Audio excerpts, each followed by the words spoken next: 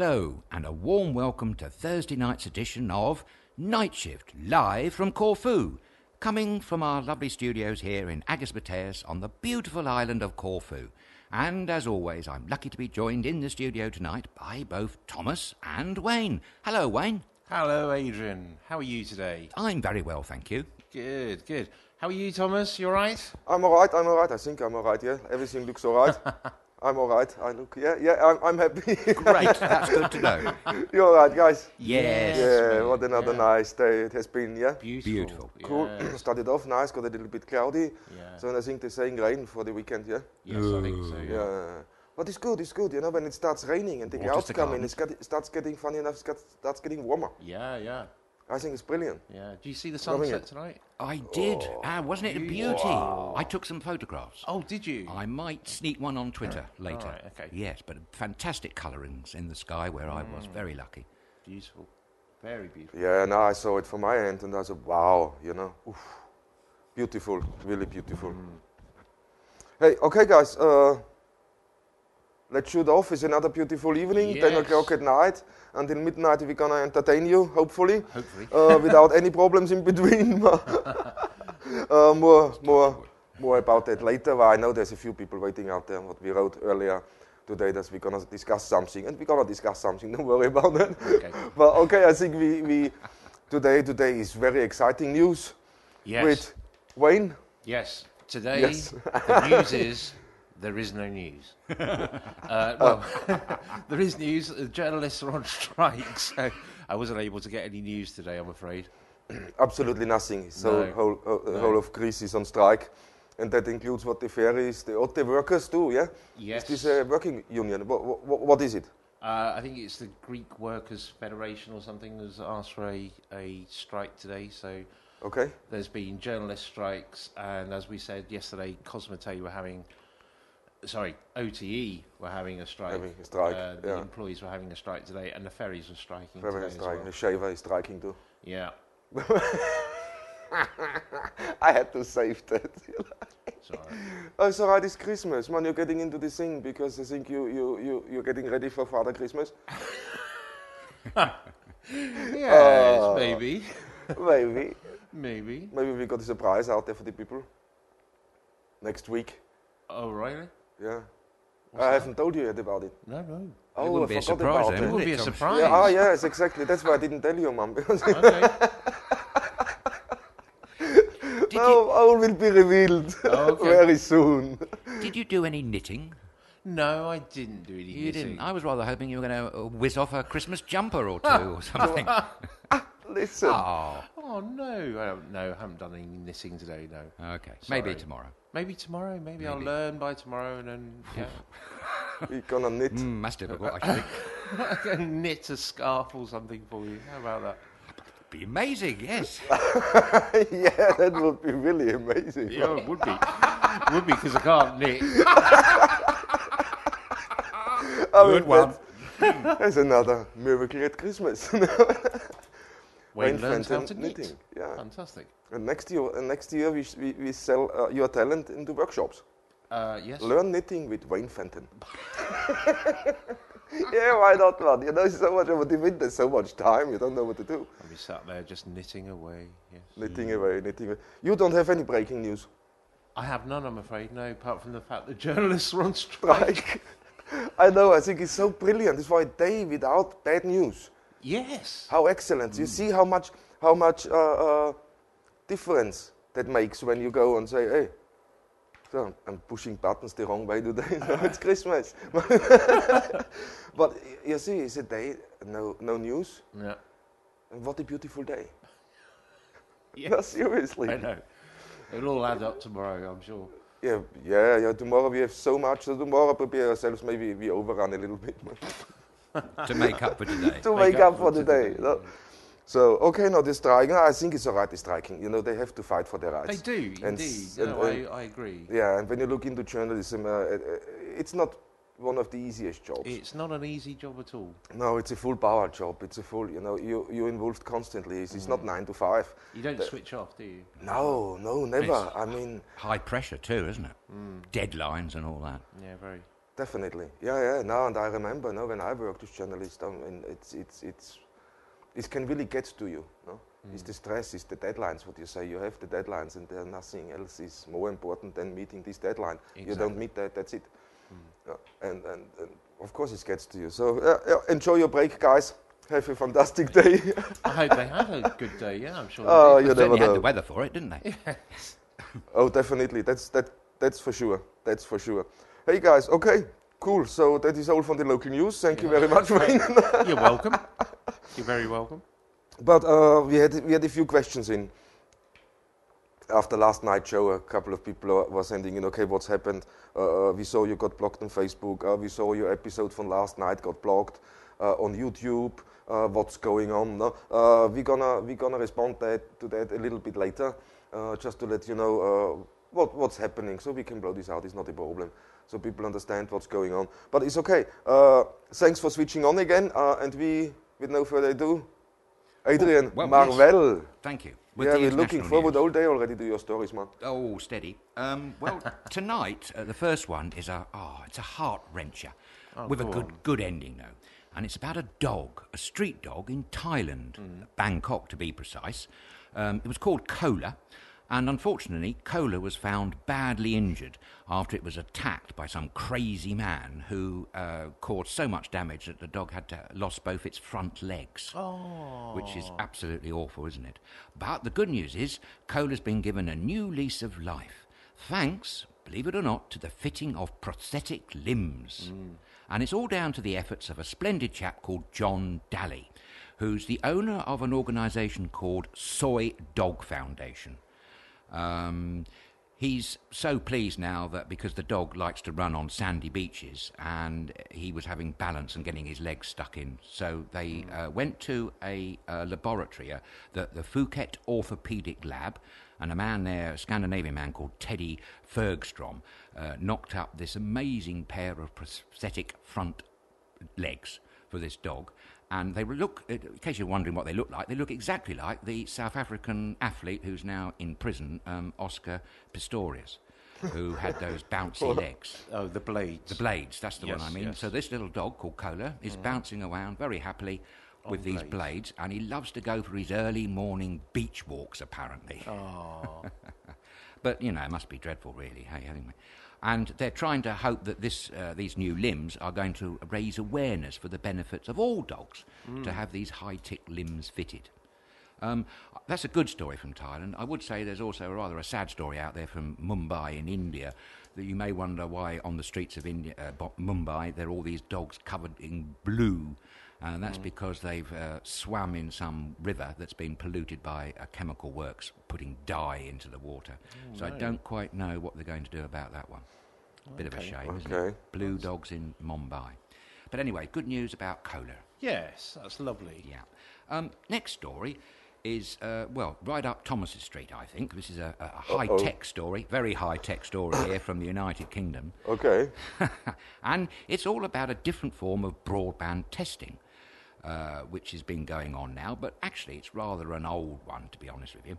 A small British internet service provider called Andrews and Arnold and their engineer has been experimenting, they've been playing around, and they've managed to make a successful broadband connection work over a 2-metre length using wet string, would you believe? Wet string. Now, I should point out that the string has been soaked rather for a long time in salt, because apparently that helps with its electrical conductivity. Oh, yes. But they do stress that string will never replace copper. I should think not. And, I mean, the extraordinary thing is they didn't really do this with a means to bringing out a revolutionary new form of broadband. They did it, apparently, just because they could. Yeah. They thought it was a bit of fun. They had the equipment lying around in the office, and they thought, well, why not? But when I read this story, it reminded me of years ago in the playground when we used to have 2 tin cans and have some string. That's true. And they worked, didn't they, Wayne? They did. You know, I remember some long length of string, some bloke was up the top of a building and I was quite some way away, and it actually worked, to my amazement. Yep. Always fascinated Sorry? me. String and 2 cans. And 2 cans. Yeah, Yeah, you I have remember to that. You could stretch talk the- with your... You we could, stretch the string, and then the vibration obviously goes down there. Is the thing. Yeah, but the ADSL what they're using now and putting this via wet string, a little bit of salt, of course it will work. You won't get the speed. I mean, the maximum speed I think is 3 megabyte around that. You're what they're so getting. Thomas, No, bro, 2.8 you're there. Yeah. It's actually, they managed to get, the top speed they got was 3.5 megabits per second. Wow, it's not bad. That's Very not good bad, guess. actually. For string? For a string, yeah, no, you will be surprised what natural materials can make a nice, it's like working like an amplifier, like a. Yes. In this case, it works like a cable. Yes. Just one of the very old versions of cables, you know. Very old. I think we don't transfer that much, but this is possible. It's quite shocking, but it's commercially never viable. No, that's exactly what they say. No. And they say that it demonstrates just how adaptive, ADSL technology is. Now, that's for you, the people at home that don't know what that means, including myself. It means asymmetric digital subscriber line, which apparently is currently used by half the premises in the United Kingdom, which surprised me. Do you know much about this ADSL, Thomas? ADSL, everybody has this now. No, okay, here in Greece, I'm not too sure. Well, now ADSL, they have VDSL. No, VDSL, they brought out is more for video. No, more for the gaming side. The ADSL is just another step up from the broadband. No? Okay. No, but it's a good technology. It's now if I start explaining that now more in detail, man, then we can fall forget off the rest of the show. I'm afraid it goes way over my head. It's a thing. No, ADSL for sure, yeah. It just struck me as bizarre, isn't it, that some guys in England mucking about with string and managing to make a broadband connection. That's quite extraordinary in today's high-tech era. Yes. So, anyway. I like that. That was good. Yes, it's good.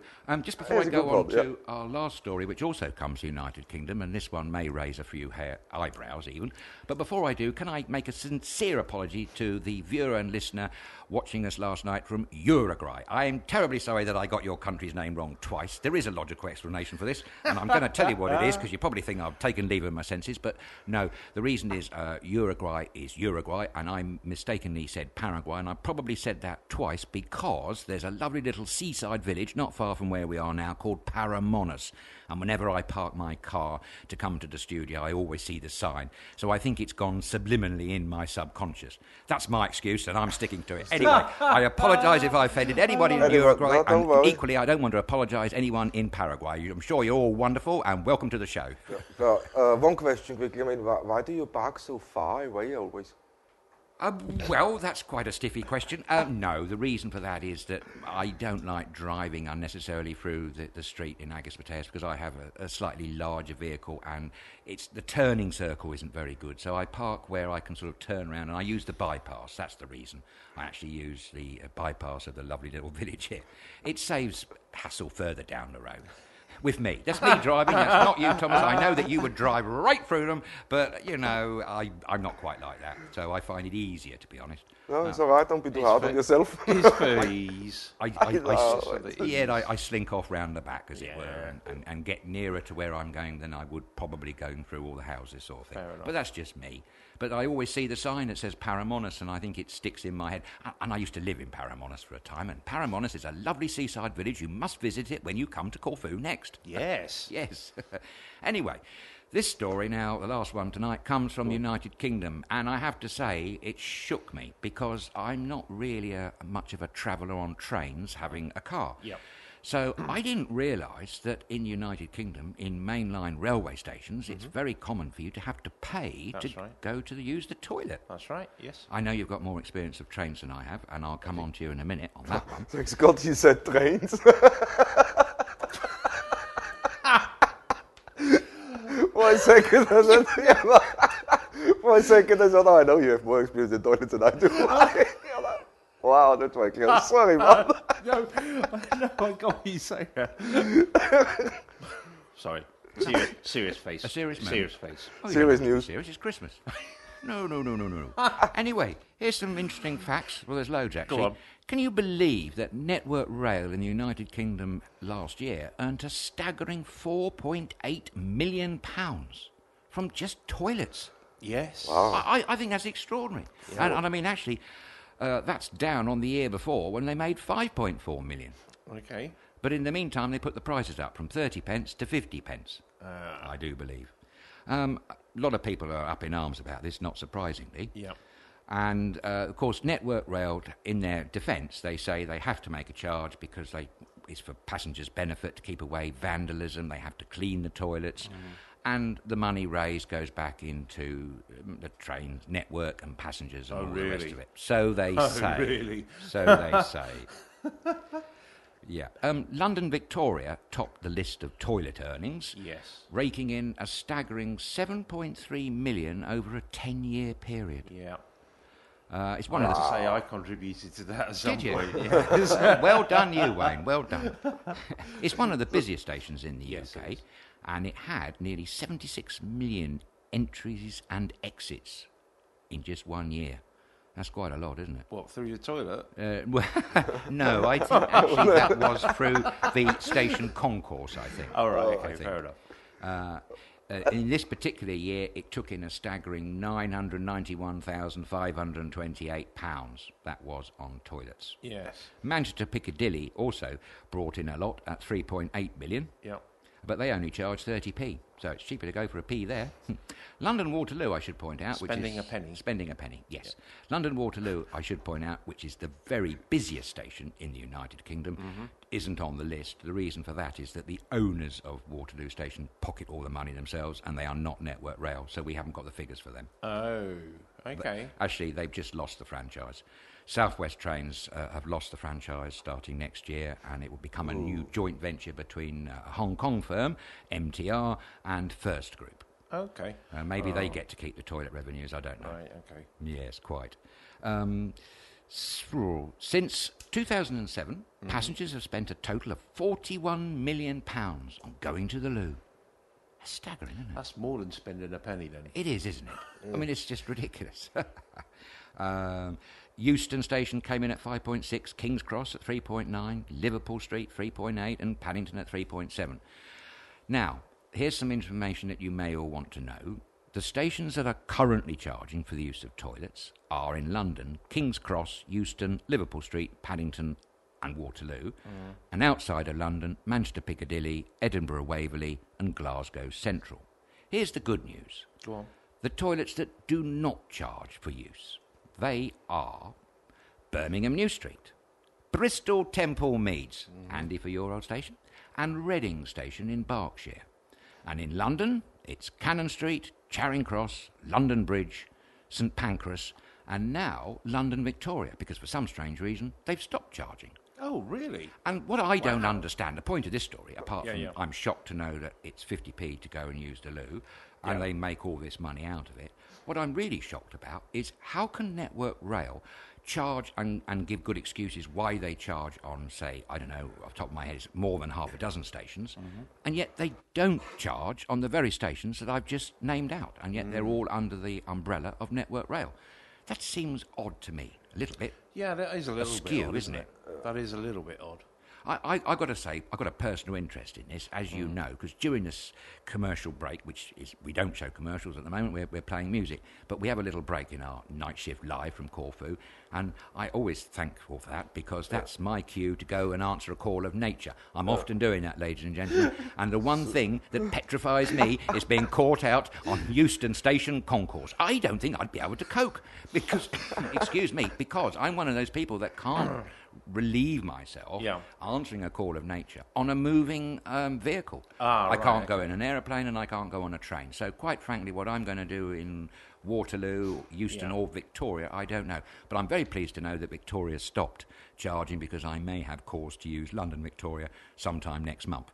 So I might be able to go to the loo. I don't know. I have to say, going to the toilet, well, spending a penny on a train is an art form. Yes. For a male, it is. Bit of an acrobat, really. Yeah, you kind of Or have to. a ballet star, perhaps. Do you do your pirouettes on one leg or You something? kind of do an arabesque. Oh, an arabesque, how charming. But it is a bit of an art form. But yeah, Victoria Station, I always used to go through Victoria. And yes, they do charge. And the thing is that there's never anywhere that you can get change to put through the barrier. No. I'm just astonished we're talking about it for the last 10 minutes. and get old, where you pay for toilets and where you don't pay for toilets on public buildings in England. So don't forget, viewers, you heard it first here on Nightshift at StudioKerkyra. We like to inform. We'd like to give you a warning. Yes, we like to inform our good listeners and viewers wherever you are in the world of these important facts. Yeah, it's all to do with toilet traveling. charging happens to be one of them, I think. Yeah, when we Holiday Island is all about traveling, isn't it? Yes. So we make sure you know where to go before you come to Corfu. Yeah. Well, there was a gentleman, wasn't there, that sent us in a question a couple of weeks ago, I think, or maybe 3 weeks ago, and he was asking about visiting London. So now he knows where he can expect to have a free pee, as it were. Which reminds me, I had a car, a free pee, fabulous sports car, it was a Fiat, wonderful thing. I'm sorry, how did we get from one to the other? A free P. I was using the English language, you see. Free as in F-R-E-E and 3 as in the number 3. Okay. I was just being, joshing. Fine. Yeah. Okay. Just a good excuse to mention my Fiat 3P sports car, because I have very fond memories of it. Well, I just do. You had a what? A Fiat? A Fiat, yes, a little sports car, 2-seater. This is back in, back in the day. Where are we? We're talking about early 80s here, Thomas. Oh, yeah. Second hand, it was blue in colour, and she was a lovely little car. Last century. Yeah, last century. It was last millennium, actually, while we're on it. Oh, yeah, sure that's true. That's true. But the car has happy memories for me. That's why I think of it. Oh, good. Lots of nice memories of lovely ladies and other things, which I possibly can't go into on this particular edition. No. So there will be a night shift special very soon. I don't know about that. I think we'll be taken off the airways for good. Plus 18 rated. Don't worry, we get the age restrictions right for this episode. Yeah, okay. Now I think it's good to know, where you can go, when you need to go. I was just shocked that was the level, 50p for a P. Yeah, that's gone up since I last used it. So.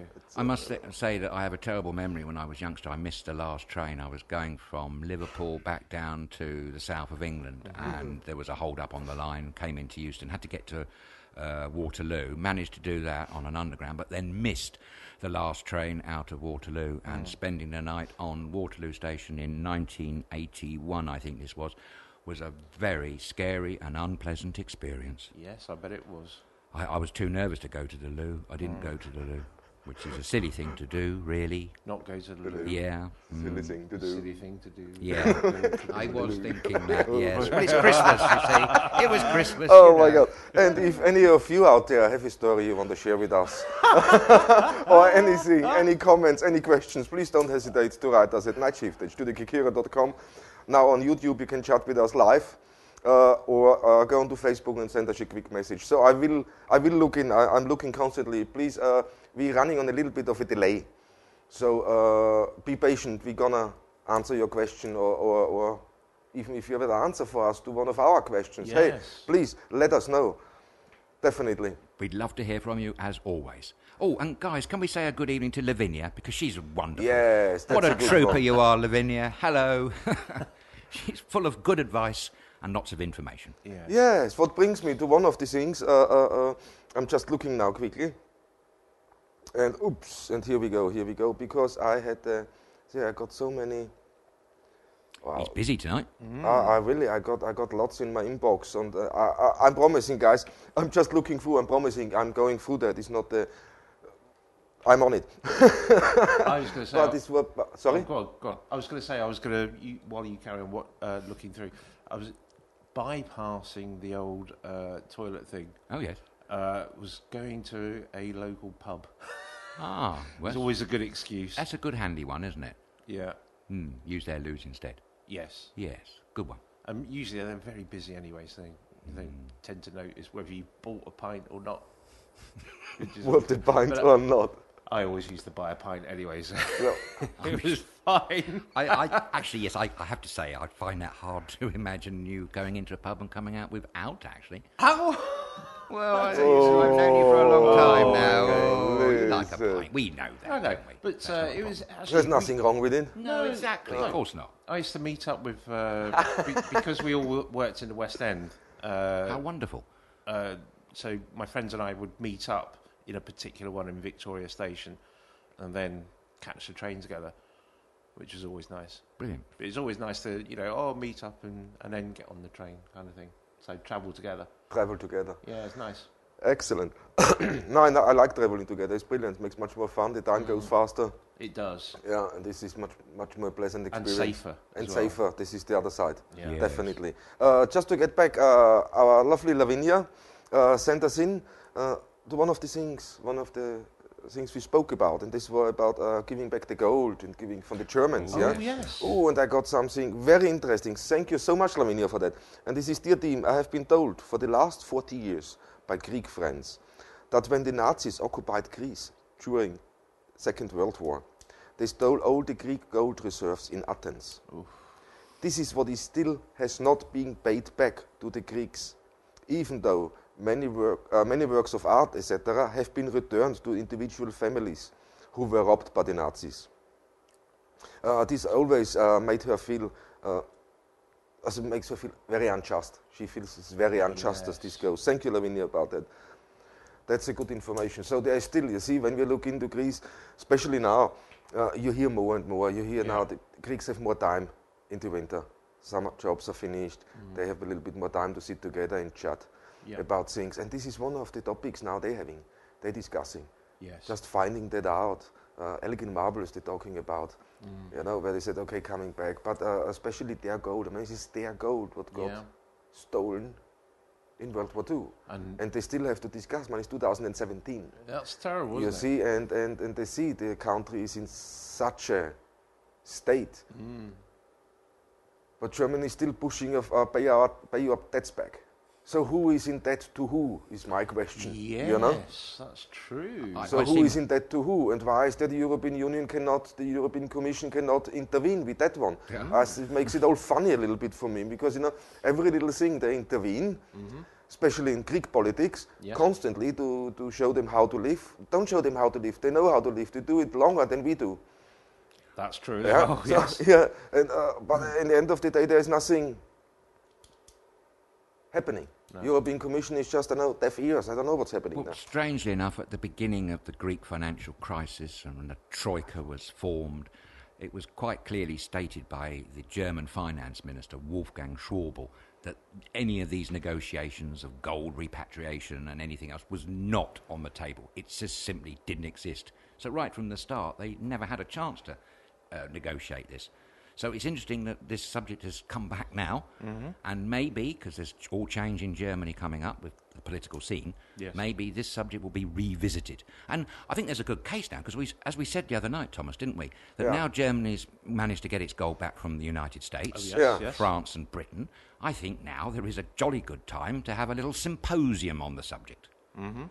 Especially when the Germans elect their new finance minister, because I mean Mrs. Merkel's government hasn't actually been formed yet. She's still negotiating with coalition partners. Okay. So the political landscape in Germany could change, and I'm hopeful, for Greece's sake, that this subject will be back on the table and something might actually be done. Wouldn't that be wonderful? I would. Oh, that would be great. I think this would be one of the greatest things yet. But It certainly would. 185 billion euros. That's a hell of a lot, isn't it? 185 billion euros. I mean, this would really... Well, it's half their debt, I'm sure. It's half their debt gone. Yeah.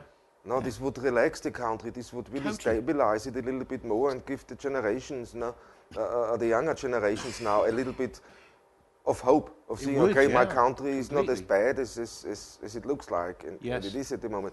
But we have to pick them up somehow. We have. This is why we're doing what we're doing. Yes. No? Just to give young talent. So next year we have a full program next year, guys. It's just coming up to winter. We just started this episode 19 today.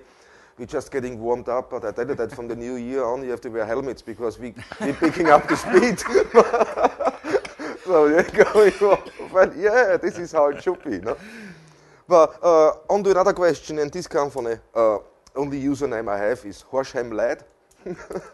I A lad wonder from who Horsham, that lad. is. I Hello, love Horsham. So, and asking, great show last night. Thank you, guy. Thank you. Nice to hear George Clooney has visited the island. So, question. Has any other celebrities visited the island? Oh, loads. Quite a few.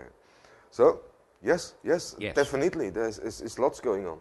names that have come to my attention that people can verify, i.e. they know someone who's had something to do with a yacht and stuff like that. Yes. Yep. There's Leonardo DiCaprio. Yep. There's Goldie Hawn, who comes here every year, I believe. Ooh, love her. Brilliant. Yeah, Yeah. She's very good. She is. Lovely lady as Yeah, well, I think. brilliant.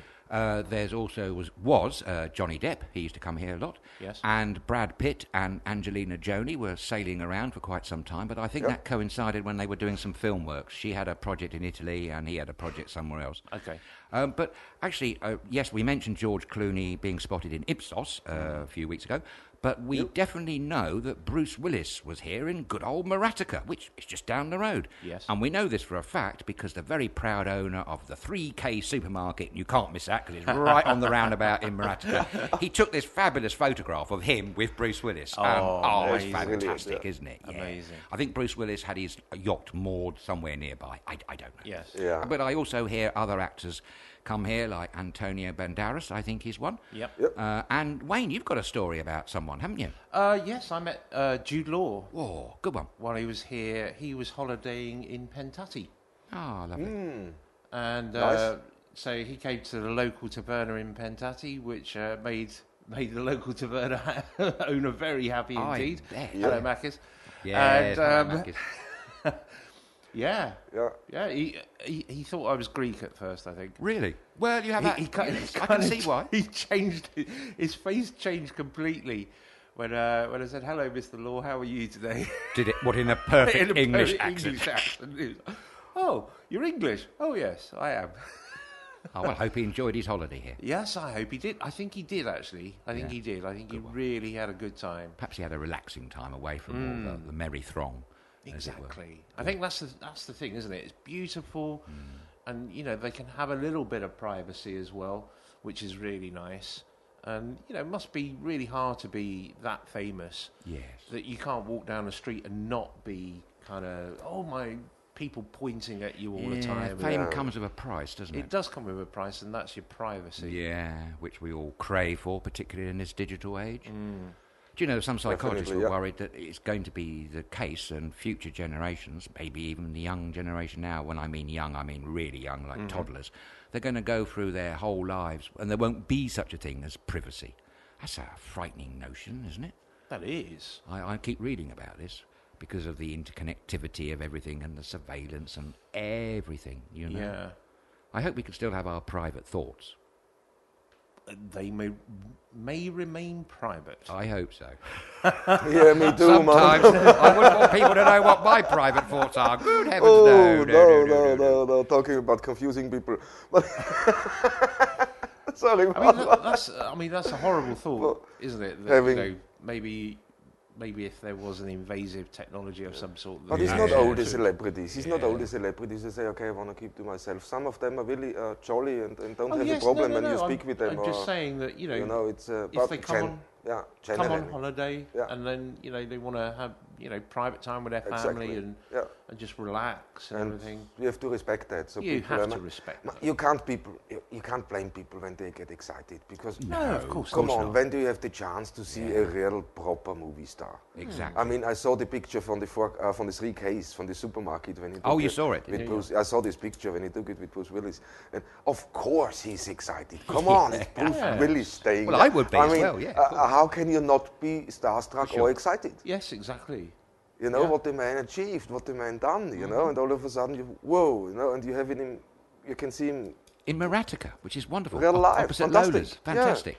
Amazing. And there you see, and it's brilliant. And if people like him choose to come to holiday destinations like that, of course, it will help the island. So thank you very much for that, because Yes. that's really for the island. It's really good. It's very good for the No, island, yes. especially now where they all struggle and where they're all having a hard time. So that helps the tourism, of course. It's Definitely. It's the attraction of this beautiful island. Yeah, It is. Absolutely. of course. There you see how beautiful this island is. The stars like him and others. Yep. DiCaprio, and when you go on, wow. I mean, I know this. He was I think he sailed past Tom Hanks, Oh, right. and he was in Paxos last year. Okay. So he visited Corfu briefly and then to Paxos. And in Paxos he was, I think, for a week with his yacht. Nice. But very private, very, very private. And it's all right, because, you work all year like everybody else. Exactly. you need a distance also from the fans. No? So fans have to understand that, hey guys, give me a little bit of a breather. Yeah. He might have gone to Paxos with his typewriter because he's busy writing at the moment. He's got a fabulous collection of typewriters. I saw a photograph of him, and he's got the wall. Yes, really, the wall behind him's got absolutely loads on the wall, shelves. Yeah. Old Imperial machines, all sorts, old makes, Olivetti's, and goodness knows what. And old Adler and also stuff. Probably. Yeah. No, I can understand that excitement because I like typewriters.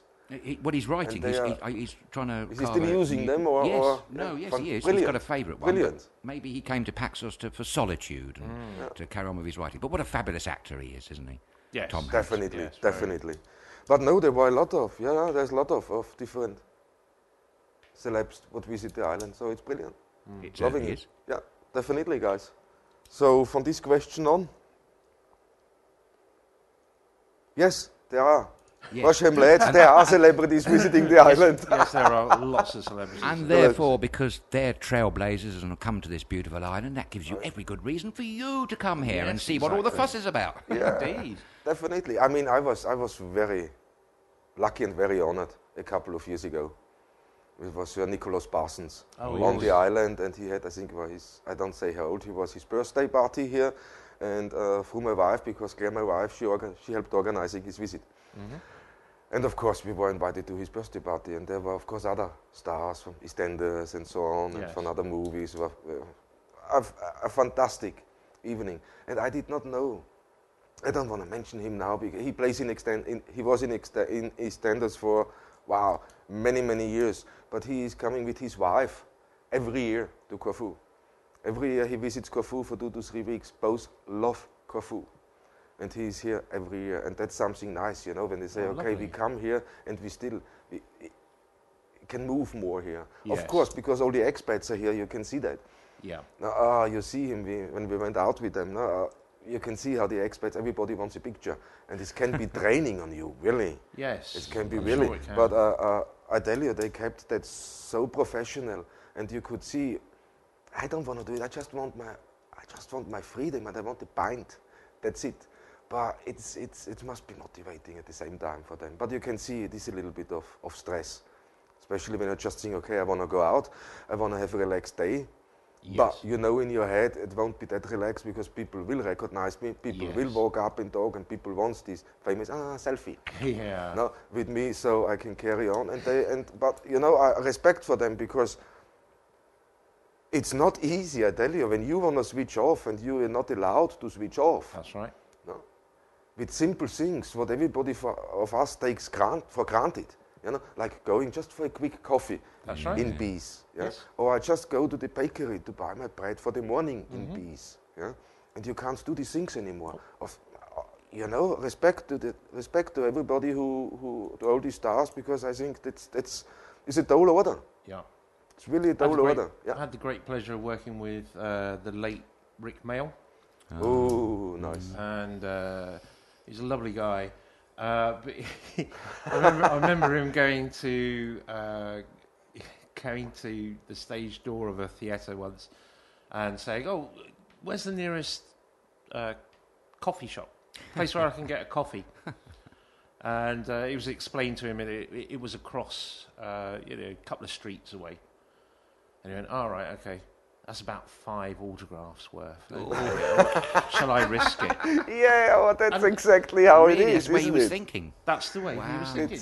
That's about 5 autographs worth. Oh yeah, that's all right. Oh yeah, that's worth going. Yeah, I'll go. No, if the coffee is superb, it's for sure worth going. He just wanted to get out of the theatre and bless you. No, I think it's really good, and yes, Horsham lad, we got a lot of celebrities visiting this island, thanks God. So just shows you how fantastic and how beautiful this island is. Absolutely. So it's worth visiting. So if you have never visited, I don't know. So if you watch, answer is, let us know if you visited Corfu before, or if you're thinking of visiting Corfu. Because if you're thinking of visiting Corfu, I have a fantastic thing for you. And that's the Traveler's Guide to 50 Villages to Corfu. Well done, Steve. Okay, well done. And well worked in, Thomas. Well done. Yeah, he's got good I'm now. on a roll today, man. So. Oh, he's on the ball. Yeah, I have Queen in my head. Don't stop me now. But it's A Traveler's Guide to 50 Corfu Villages by Steve Ford. This is the history of 50 Corfu villages. It's the first series, and there's 2 more. the middle and the south, no, north, middle and south. And you can buy that at www.corfuvillages.eu. The copy costs £9.95. And every single penny goes to charity. So you have a fantastic book when you come on holiday to Corfu, to a fantastic guide, more or less, I have to say. And at the same time, you do something good for charity. Man, how fantastic is that one? So well done, Steve. And Steve wrote us in and said he's nearly sold out. So don't wait, just go on now to www.corfuvillages.eu and order your copy now before it's gone. Okay? So that was that. Lovely.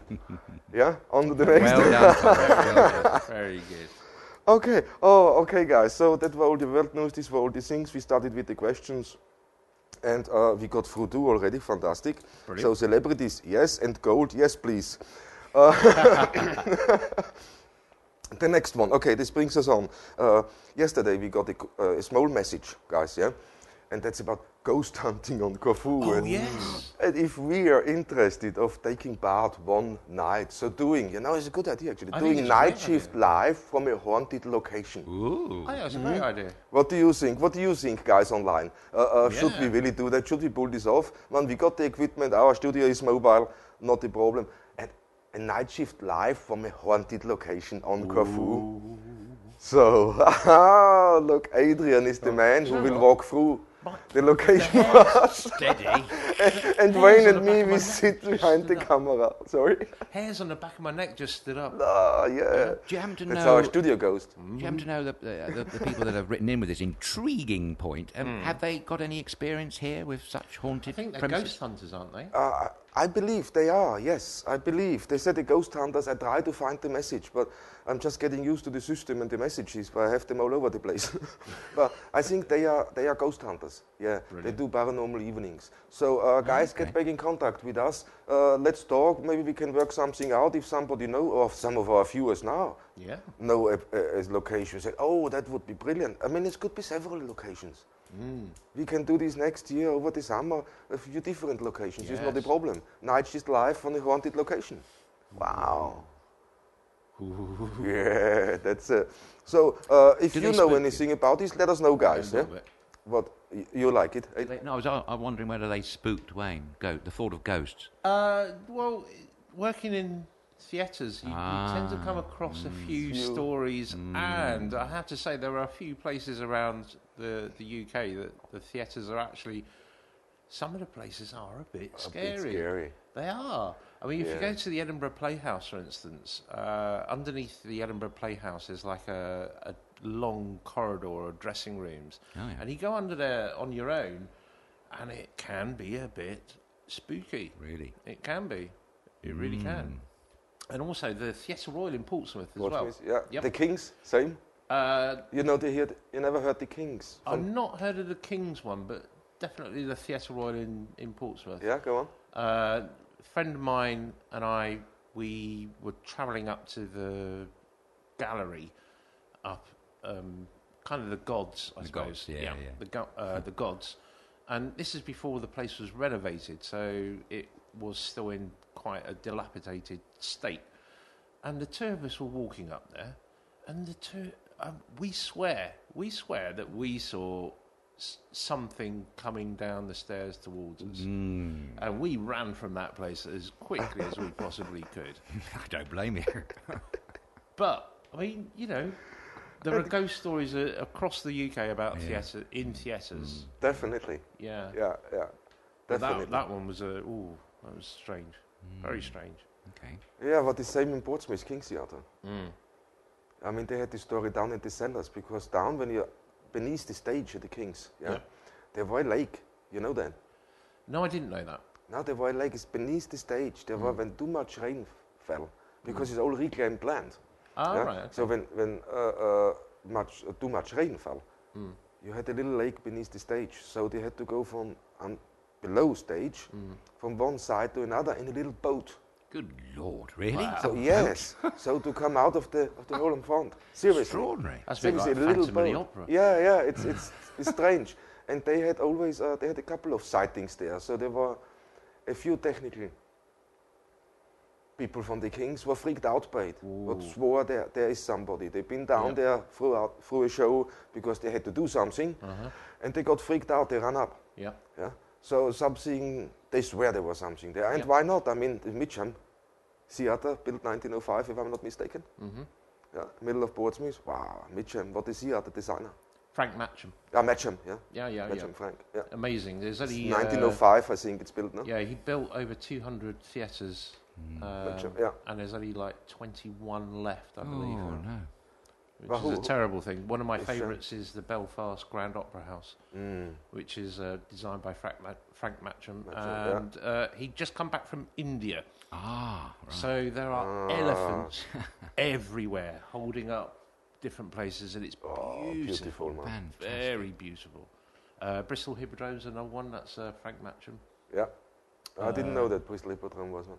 Yeah. Oh, nice. There's there's a few. There's quite a few. I'm just in love with the Kings. So yes, the Kings is a beautiful theatre, and obviously where I got my theatre bug, actually. That's the funny. It struck me. Man, I got my theatre back in Austria when I was a boy. I was 8 years or 9 years old, and that's when it grabbed me. And this is when I gone in through my uncle to photography. He was a professional photographer, so I wanted to do stage photography. And with him, over the years, I worked a little bit. But I fell in love in Austria with theatre. But walking into the King's Theatre, South Sea, wow. Yes. And I remember the first time I walked in, and that was with my wife and the family, because I'm Austrian, and I didn't know what panto is. Yes. Yeah. Oh, panto. So they took me to a panto. Oh, dear. And, fantastic. Man, I loved it. It was brilliant. It's behind you. Behind you. No. So, if you don't know that, Yeah. What's going on? What are they talking? No, that's not how the story is told. But no, how fantastic. And I fall in love with the Kings there. Yes. Definitely. I was very, very lucky then to work with the Kings for nearly 10 years. Yeah. And oh my God. So if anybody of the Kings Yard in South Sea is watching, hello guys. Yes, haven't forgotten you, still Absolutely, love you, hello. fond memories of you guys. Carry on, you're doing a great job. I was there too, Thomas. Yes, I know. I just Before wanted to ask before you. We never bumped into each other. Very strange. I know, how crazy. And we wait all these years and we bump into each other here in the magical island of Corfu. Corfu. Strange, isn't it? It is. But the King's Theatre is wonderful. It is, yeah. I'm so glad it didn't turn into a Pub. chain Yeah. pub. Which I actually, to be fair, I've been to a few of those pubs that they've taken a theatre over and actually done quite well with them. Okay. To be honest, They generally do They nice, kept a few things in there. So, for instance, like the toilets will be up in the gods, for instance, and things like that. You know, They were free. Oh, yeah, they were. probably. But also things like they kept the old grandmasters lighting. Oh, fabulous. I mean, what I boards. don't understand is why couldn't they have made a mixture a little bit? I know it's to fill nowadays a big theatre. It's a Yes. tall order. It is Definitely, you have to get really good entertainers in. Yep. What have their name, what have their following to fill the seats. Yes. I done enough. I directed a few in the Kings, and it's not easy. But a mixture just in between. You can have a little pub in there, but still have something for arts. Yes. As is, they get rid of arts departments in universities, in schools sometimes. But taking an old theatre, then at least put your business in, but find a middle somehow to keep something alive. Yeah. That's one of the. It would be good. It would be good, but yeah. Can you remember when you're going back to that lovely theatre you were talking about in Belfast Opera? Yeah, Grand Opera House. And you were saying it was inspired by his trip to India. India, yes. Yeah. Just tell me something. You mentioned loads of elephants. Many 39 in all. 39. Here's a question, if you can remember. Were they all facing the door? Do you know, that's an interesting question. I can find out for you. Can you? Yeah. I can find Get a out for picture you. sent. The for reason I ask is because lots of people have been on to me that if you have a wooden elephant, you must have them facing the door.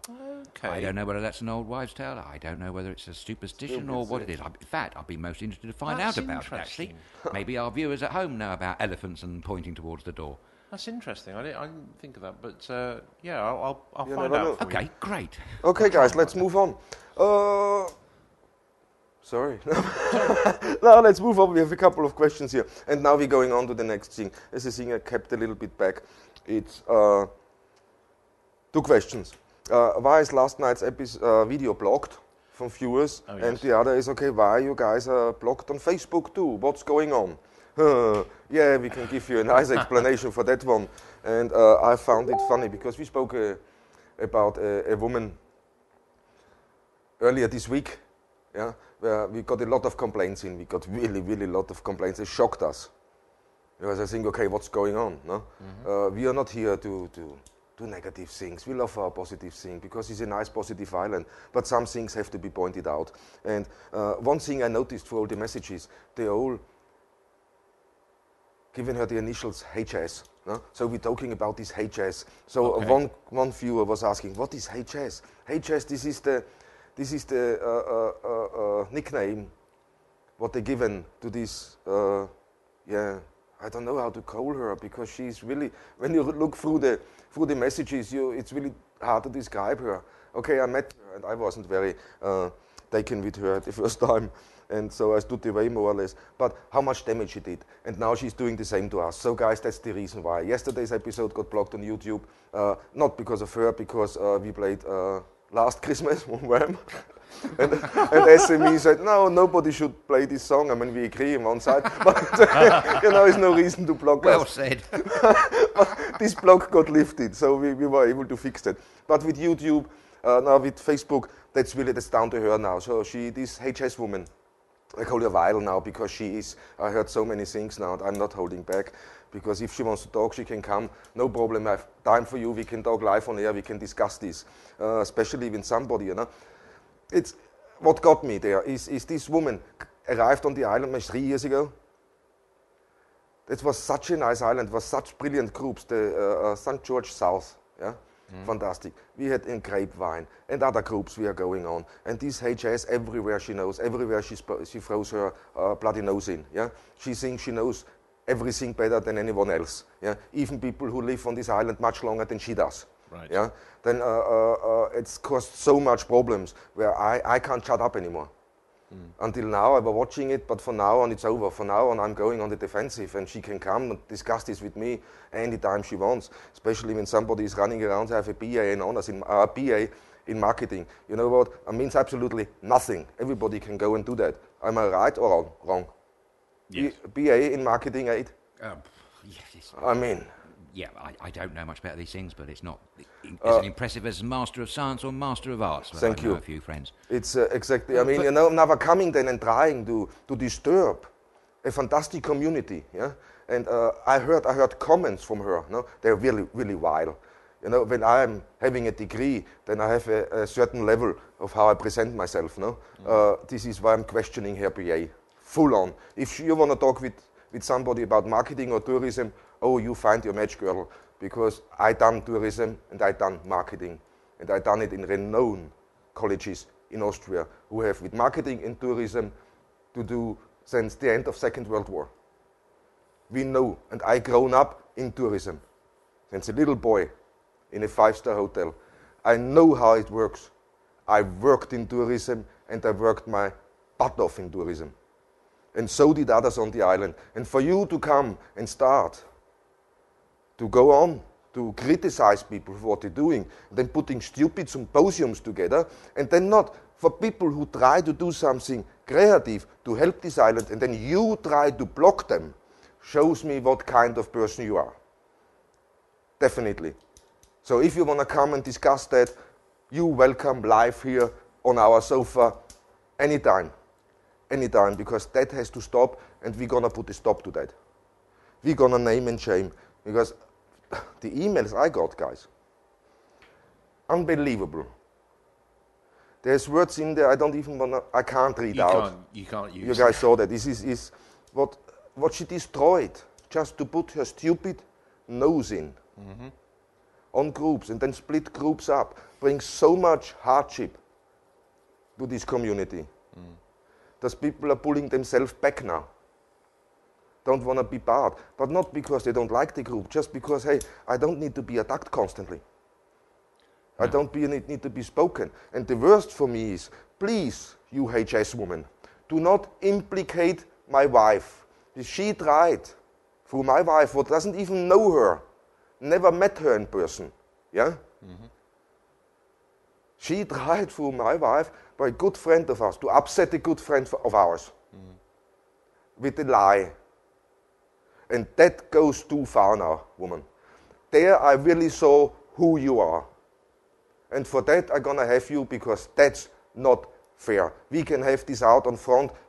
I booked the municipal theater. We can both go on stage and everybody can watch us. That's a great idea. But I tell you now, I'm really so wound up, because do not use my wife's good name, what done so much for the communities around, and is not running around, and look at me what I did. She never done that. And then you come and you want to upset the peace. I got it firsthand, how she tries, because this is disgusting. How can you use a name from someone else to upset a friend without even knowing the person? I mean, that's going too far. You are really walking on thin ice at the moment. For me, definitely. And your threats with lawsuits and legal actions do not impress me at all. Let's do it. I've been in so many courtrooms before because I stand up for what I believe in. And I don't care what threats are coming from you. I still gonna hit you. Straight on, with everything you throw at me, I gonna throw back at you, girl. So be very careful and think of your next step before you do it. Because that, with Facebook, YouTube, we don't care. We can go white label too. Oh, I'm wrong. We'd love to go white label, wouldn't we, Thomas? Yeah, and we will go white label. There's no thing. I'm so determined to take this on to white label, so there's people like her finally shut up. And if I hear one more story, I get a gagging order on you, woman. You have never experienced anything like that before in the whole of your life. Thomas, I don't quite understand how all these things work, especially social media. How can one person try and block us? I mean, we're not offensive. We're not doing any harm here, are we? No, but she reported us for spamming. What we're doing is spam. Well, I'm not spamming and anybody. I don't know how she got... Wayne. So I think she should come in and explain herself. Explain if she's herself, got a problem with us, Thomas, it's not fair on the other viewers. If she's got a problem and she's interfering with our broadcast, this is the place for her to have her say. And that's what we're all about. We're in the home of democracy here in Greece. She has to have a right to reply. Birthplace of debate. If she wants to debate, you more than welcome. Well, yes, I don't understand why anyone would be so negative to block a programme such as this, which is always about the local community. I know we talk about the world because we want to integrate Corfu with the world, and, of course, to bring the world to Corfu. That's what we're all about. Yes. And we're also all about positive news stories and energy, not all this negative rubbish. I have to tell you straight, I left England because I couldn't deal with the negative energy that was enveloping me. I suffer from depression. I love this island with a passion, and I love the Nightshift and what we're trying to do here. And I'm very upset to think that there is just one person trying to block us or interfere. That shouldn't happen, and if they have got a genuine grievance or an argument with me, come and talk. Thomas or Wayne, come and talk to us, please. Rather than doing snide things in the background and writing funny messages. I don't do social media, so I really don't know what your opinion is. But if they're blocking our channel here on YouTube or Facebook, I think that is totally reprehensible. In a democracy, in a free society. Definitely. I mean, we're not doing anything bad. No, absolutely not. We're not ripping anybody off. We're not making any money. When we get donations, we look after other causes here. We're plugging a lot of charities. We're not doing anything wrong, but it shows you exactly what other people mean. She gets involved. She must be so jealous or so, I don't know, so small-minded. She thinks only what she learned in a marketing BA. I mean, I got a BA in marketing. Okay, but you know what? The point is, there was fantastic groups who worked, who were such in harmony, who had fun on this island, and then she just rips this apart. And at first I thought, okay, there must be more behind it. You have to be careful. Don't believe everything you hear. But experience this myself now. For spamming, the worst thing is she managed to get into the administration side. of so many Corfu groups, yeah? So she is in a position to report us for spam. So she's actually influencing the whole thing. She's a tyrant. That's all she is. But I got news for you. I don't care about the groups you are admin on. And you know what I urge everybody who knows who I'm talking about? Please just ban her from the groups. No, seriously? Take her off as admin. The groups she founded nothing. She took over as admin for people who left the island who had to go back because of health reasons. But she thinks she is the big shot. You ain't. Simple. But you know, doing so much damage, that's not on. No. That's for sure not on. And I'm really, really upset with her, and she put the gloves. Now the gloves is off, woman, and we can have a go. It's not a problem. But I will fight for the right of these people here. There's so many good people who do so many good things, and we're going to highlight them, and we're going to talk about the good people on the island. Yeah? And every time you come, I'm going to knock you back, woman. So that's that one. Whoa, I'm feeling so much better. I'm glad you got that off your chest. Yeah. Yes, no, I had to, because how can she implicate my wife and try to make problems between good friends? I mean, this is the lowest of the lowest. And there's still people who said, oh, she's doing good. Bollocks, she is. She's just using other people's ideas. She's not bringing anything new. Everything she's doing, it's an old hat. What's Facebook's attitude and reaction to all this then, Thomas? I mean, for me, it's now at the moment, you know, how you say now quickly, I go and I bill every single thing, and so I done today, and they cut us, they let us back on to certain things, but I'm still, StudioKerkyra, we still blocked from sharing our posts into groups, Corfu-based groups. So, I mean, get the stupid thing. We're doing something Corfu-based, relevant to this island and to the community. And now you share this to a relevant group based on Corfu. Well, and then you get blasted. Yeah, exactly. Now, because when someone reports you spamming constantly, which is a lie, because you're not spamming. This isn't spam. No, of course not. But can Facebook see that? No. If she wants to spam, she should go to India. 75% of all the world's spam comes from India. We don't spam. Spam. We don't even like the blooming stuff. Good old Monty Python sketch, mind you.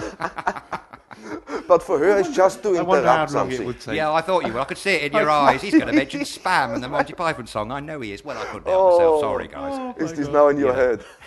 It is. It is. Yes. I don't like this sacred. Spam, eggs, spam and spam. Oh guys, I tell you that. Good job they like spam, wasn't it? Yeah. Actually, where did that come from, spamming? Where did that term, I mean... I don't know, that's a good question. For sending out... I've no idea. Is it from the Monty Python, maybe? Probably. Maybe somebody knows where spamming... We'd love to know. Yeah, let us know. That term for sending out multiple links or whatever it is, where it actually comes from. Does it come from the Monty Python? I think it may do, you know. You never know. Yeah, how funny this would be. I think it is. Yeah, it might be. Fantastic. Billy. So, okay, this is now the answer to the questions from the guys. Who is HS? That's a wild woman here on Corfu who disrupts everything. And now you got the answer why we having problem on Facebook and had problem on YouTube or something else. But on Facebook we did, it's the same wild woman. So it's the same thing. And I will not shut my mouth there because that's just gone personal, my dear. So, okay, let's carry on with the fantastic Happy Christmas show. And no, I just, sorry guys. Goodwill to all men, women and spam. Maybe not spam. We don't like spam, actually, I don't like spam. Nah. I don't like spam. Oh, man. No, okay.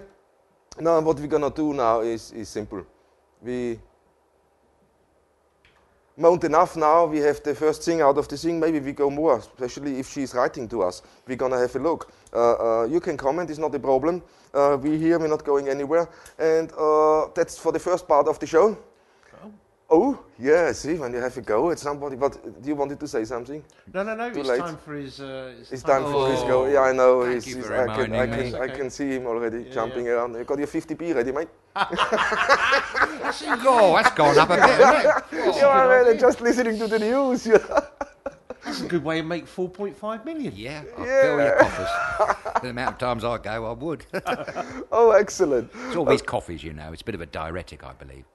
drinking Well, there coffee. you go, you see. So it's all my fault, really, Cut then, isn't back it? on your coffee. Well, I have maybe. actually. Look, I've got no coffee. Look, notice, no coffee. You got no coffee? You have coffee, yes. Okay, show him something. Yes, yes. And ooh. Oh.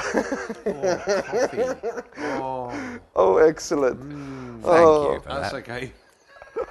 Okay, guys. We're gonna go on a quick break so that Adrian can follow the call of nature and give us the 50p. And we will be back in a minute. So please don't go away. I Thank see you you. in a minute. Bye bye. 1 minute.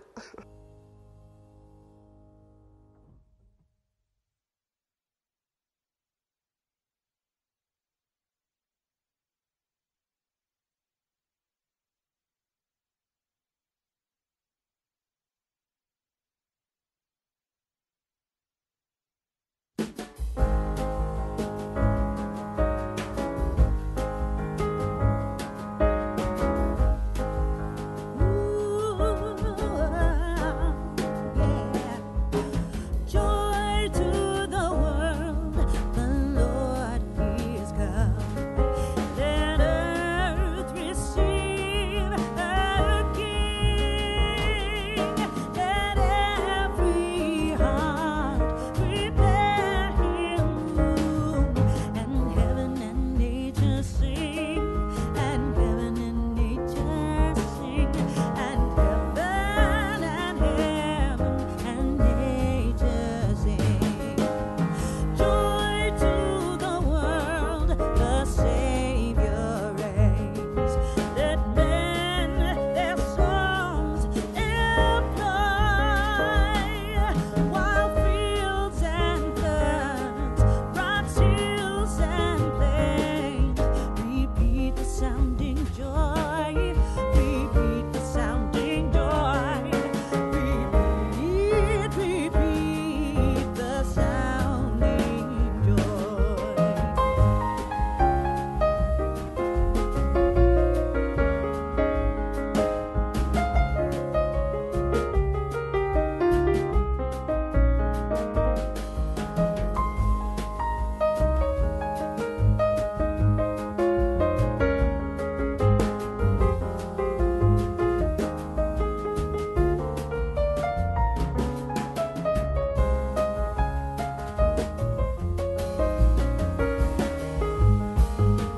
He rules the world with truth and grace, and makes the nations prove the glories of His righteousness, and wonders of His love, and wonders of His love, and wonders of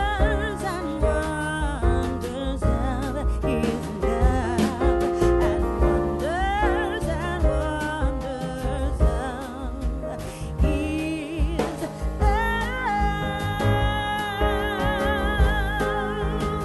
Joy to the world.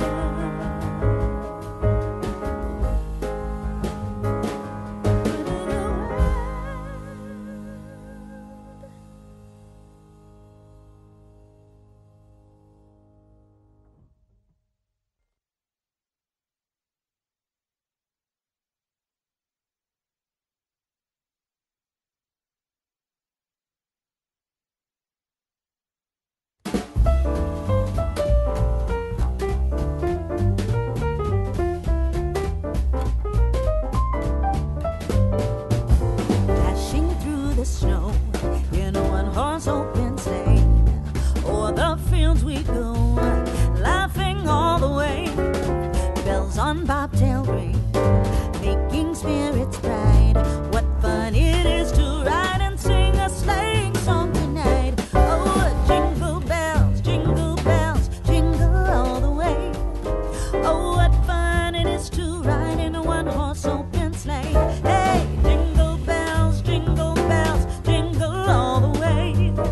Oh, what fun it is to ride in a one-horse open sleigh. A day or two ago, I thought I'd take a ride, and soon Miss Fanny Bright was seated by my side. The horse was lean and lame, misfortune seemed his lot. He got into a drifted bank and then we got upside. Oh, jingle bells, jingle all the way. Oh, what fun it is to ride in a one-horse open sleigh. Hey, jingle bells, jingle all the way. Oh, what fun it is to ride in a one-horse open sleigh.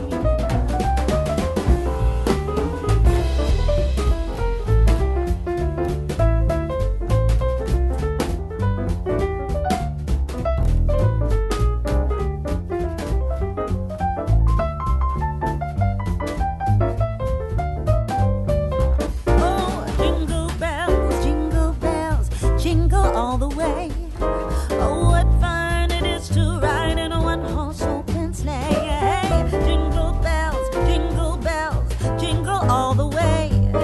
Oh, what fun it is to ride in a one-horse open sleigh.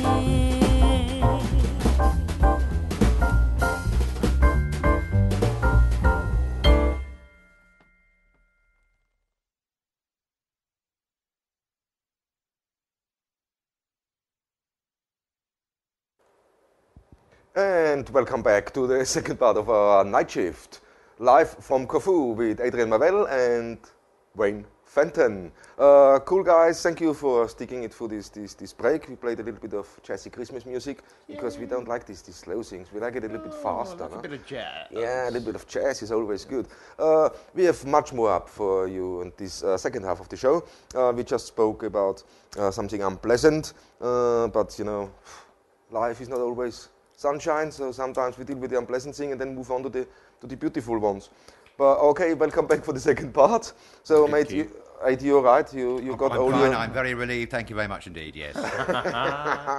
So good to hear. I just thought, you know what, I have a little bit thing. Yeah, don't worry, Jamie. Don't worry, Jamie. Coffee comes. That's Just a good see- one. yeah, I'll be yeah, off again see- soon. Oh, Thank you very much look, indeed. and Yes, here is splendid, bringing you yes. the Thank you coffee, very huh? much. Excuse me while I have a slurp. Is that nice? Look at him, look at him. It's very nice, although a little bit tepid. But I'm not complaining. It's okay. A tepid cuppa is fine with me. Have you heard that? So no more coffee from you, Jamie says. But No, it's fine. Thank you very much. excellent. So guys, if you want to take part in our show, you have any questions, you want to know anything, or you have something you think we should know, or anything, you know, just write to us. It's nightshift@StudioKerkyra.com. Hoppala, lost my microphone. Sorry, it's nightshift@StudioKerkyra.com, or go and do your Facebook, message us through Facebook, or send us a message live here now on YouTube. So, guys, next thing on the line is something for you. You said something, okay? Remembrance. Oh, Yeah? yes. Oh, Today yes. is actually, thank you very much for reminding me, Thomas. Yes, I was going to say this in Act 1. Today, it's the anniversary of a very tragic and appalling event that happened in London 6 months ago today, on the 14th of June, the Grenfell Tower tragedy. And I expect many viewers saw terrible pictures of that tower block on fire. And I remember thinking when I was watching live pictures from a particular news channel that it was more horrific to watch than that Hollywood film, The Towering Inferno, to my memory. It was quite appalling. And then, of course, there was all the fallout with the politicians and everything else. And, I mean, 6 months on, there's still people living in hotels. I don't think much of the money that was raised, which was a considerable sum, many millions, and lots of good people got involved to do that. I remember reading that only 11% of that total fund had been distributed. That doesn't sound very good to me. No, it doesn't.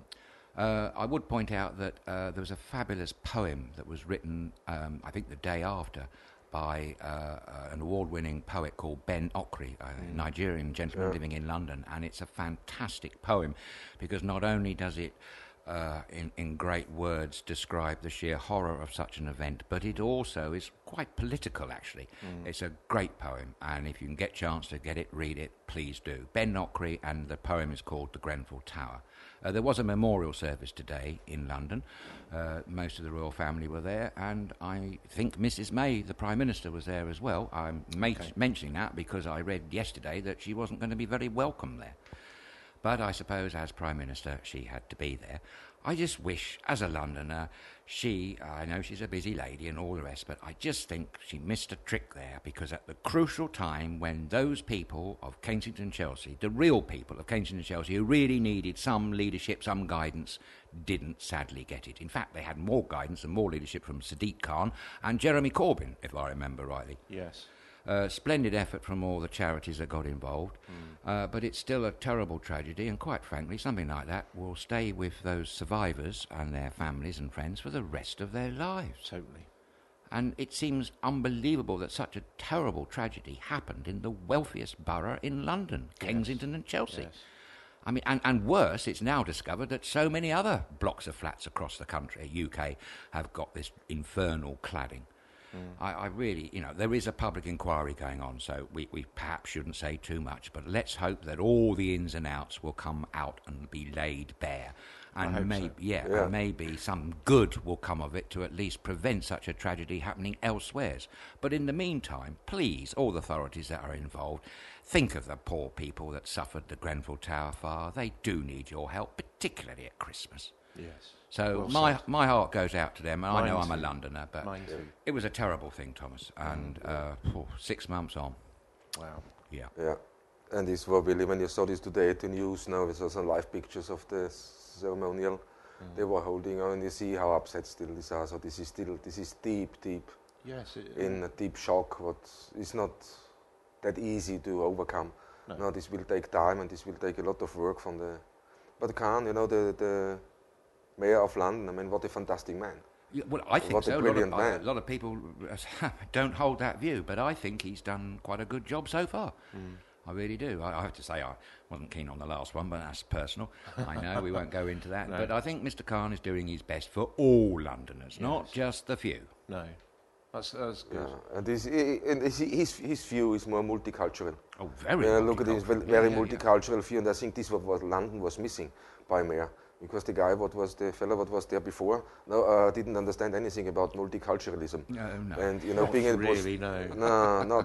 being a politician in such a high position. No, not to understand that as my city is multicultural. Not just happened now. That's already for how many decades is London multicultural? It's hundreds of years. I mean, actually, no, isn't it? Hundreds of years. So why is this still an issue? Why do we still discuss that? That's one thing what slowly we have to get rid of that. And I think he is in a good way of damping that down.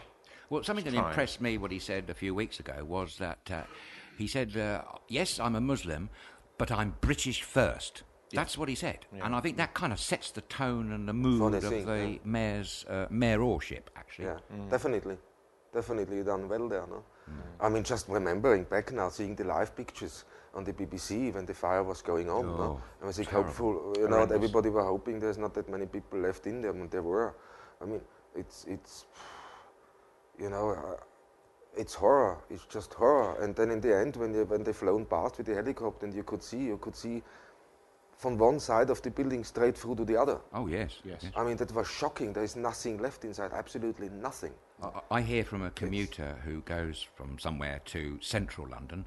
They have a job in Regent's Park, and the line that they take every single day goes past this burnt-out tower, and it's still affecting them today. I mean, they live quite a long way away, but it is really a thing, a monument of appalling tragedy. I do hope they can do something good about it. Is it going to... Are they going to put it down? I hope so. I don't know. Okay. I don't know. So, but our condolences, of course, still going out to everybody involved. Our heart is going out to everybody who had family members in there. So we're gonna think of you over Christmas, definitely. And it's really heartbreaking, no? Yes. So all these scenes live today, it's not easy to understand. It was just, but it's not just the fire. It was all the other things, like the complication of the instructions from the fire brigade, for instance. I mean, the London Fire Brigade do a fantastic job, and they are wonderful, and I'm not criticising them at all. No. But there was confusion with instructions given, and the residents who listened to the instructions, whatever you do, stay in, close your doors. And they're the ones that paid the highest of all prices. And it's the ones that said, no, I'm going to, take a leap of faith, and they survived. But another thing that struck me, and I think Ben Okri's fabulous poem touches on this. It's not just a story about a tragedy, an appalling human tragedy, or a building on fire and all the rest of it. There's actually an element here that cuts to the quick here of racial relations. There were, I should say, and I know this for a fact, there were people in southern England who, for instance, there's a news agent. A friend of mine went in to buy a newspaper, and she just happened to say, this is a few months ago, oh, what a terrible tragedy the Tower fire was. And the news agent just said, well, no, don't think so, because they're all bloody foreigners in it. Well, I've got news for that news agent, because they're not just bloody foreigners, they're decent human beings who have a right to have a good roof over their head. And, just so to prove his mathematics wrong, they were not. There was a nice old boy, well, they're all nice people, but there was an old boy, a 70-year-old, called an ex-builder, I think he was, called Arthur. Well, he wasn't foreign, he was born and bred, and there were lots of other, all sorts of nationalities, yes. UK nationalities. I mean, it's just monstrous to bring in the card of race about such a human tragedy as that. Yes. And I found that particularly obnoxious, if you ask me. No, very Yeah, good. well said, man. Well said. Well said, well Sorry, said. I have to. I get very worked up about it because I am a Londoner. That's just exactly, Yes. you made the right point. London for centuries has been open to the world. Yes. And incidentally, while we're on the subject, 62% of Londoners had the good sense to vote Remain. Probably because they are open to the world. And this notion of Little Britain, Little England, I don't know, it's not a comedy programme. Little Britain's a great comedy programme, but we're talking serious politics here. Yeah, but you know what? I'm getting carried away. Sorry, it's not the Daily Mo. No, it's Christmas. Anyway. No, it's good, man. No, you have to let it out. Let it out. Don't hold it back. It's that coffee has done it, you see. See, It may be that's tepid, straightened but him it up. hasn't stopped its process on my brain. Oh, I got him, no? Yeah, well done, Jamie. Well done. Okay, brilliant. Okay, that's it. So our condolences, of course, our heart is going out. Let's move on to the next thing. I'm getting a couple of messages in regarding this thing we spoke for, this woman we spoke for. We pick this up again as soon as she moves. We're going to move too, don't worry about that. She makes her move, we make another move, that's not a problem. It's like a game of chess, isn't it? Exactly, we can play this game all day, we don't have a problem with that one. Okay, moving on, and that's a little bit more info about what we were talking yesterday about this. No, is it alien? Is it not alien? Is there now the visitors coming and helping us, or are they attacking us? What's going on? Steady. Well, I think the consensus of opinion, just as we speak at the moment, is no, don't panic, everybody. It's an asteroid. It has a normal movement. It spins, apparently. It has a reddish colour. It's just like any other, or most other asteroids, apparently by some people.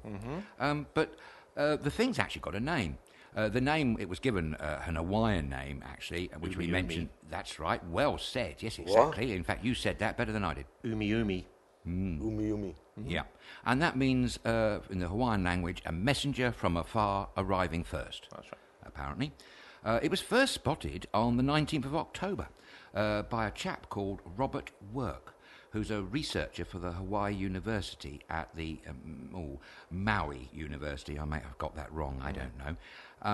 Apparently it's speeding away from our solar system at the moment, so they tell us. The Russian billionaire Yuri Milner is the one that's put in the money and sent a rocket up. I think it cost 75 million. You put inside there is a radio telescope, and he's listening for signals. Apparently, there are 4 different radio frequency bands that they're searching.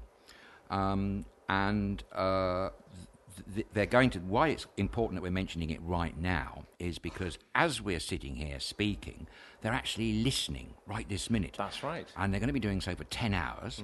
And they're listening at the Robert C. Byrd Green Bank Telescope in West Virginia, USA. Which is amazing. But the scientists, actually, are from a group called the Breakthrough Listen Group. That's right. Which is an alien hunting organisation headed by none other than Professor Stephen Hawking, which I think is quite extraordinary. They point out that the shape, a cigar, if you like, is like a needle. And because it's a needle, it has less resistance and, better... what's the word I want? I can't think of the word. It's gone. What are you looking for? He needs more coffee. Yes. no. I was going to say ergonomics, but I don't mean that. No, that's the wrong word. Apparently, this what was the word again? Umi. Was formed around another star, and its property suggests that this is the first such body ever to be seen in our cosmic neighbourhood. Its velocity and its rather odd trajectory that it takes suggests it's not originally from our solar system. Yep. Apparently, I don't quite know how they found this out, but apparently it measures 180 metres in length. That's the same height as the Gherkin Tower in London, in case you want to know. And it's 30 metres wide. Yep. And it has, here's an interesting bit, it has an excess velocity, or speed, of 26 kilometres per second. Or 15.8 miles a second. Right. And apparently this, thank you for that, and apparently for this excess speed, it's all about the speed required to escape from the sun's gravitational pull. That is an interesting thing. Did you know what the fastest man-made object from this planet has been? No, go on. Well, I'll give you a clue. It was launched in 1977. Must be is it an Apollo rocket? Close. Yeah, go on then. It's NASA. Yeah. And it is Voyager 1. Oh, Voyager 1. Yes, and it's still out there beaming pictures back to us. Thank you, Voyager 1. Yes.